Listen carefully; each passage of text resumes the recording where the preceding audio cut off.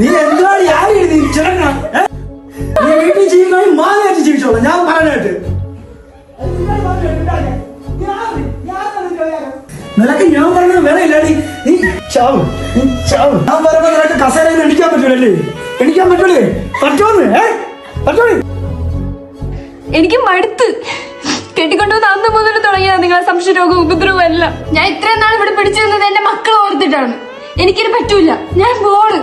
ഇനി ഒരുത്തരും എന്നെ അന്വേഷിച്ചു പോകുന്ന പോലെ.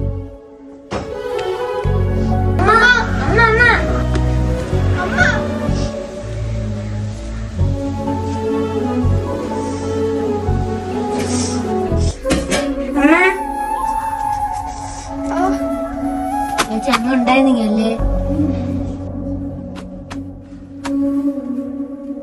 അമ്മ പോയപ്പോ നമ്മളെ മറന്നല്ലേ? ഞങ്ങളും വേണേ.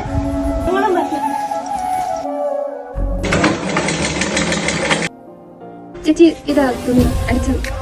മക്കളെ ഇതും കൂടെ അടിക്കണേ. അതിനുശേഷം നിന്റെ ചേട്ടൻ വന്ന് വിളിച്ചതൊന്നുമില്ലേ? വിളിച്ചാലേ ഇനി ഞാൻ പോവില്ല.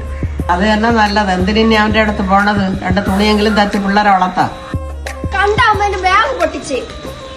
അത് കുഴപ്പമില്ല, അമ്മ വേറെ വാങ്ങിച്ചു തരാം. ഞാൻ പോയി ഡ്രസ്സ് മാറ്റിയിട്ട് കഴിച്ചു.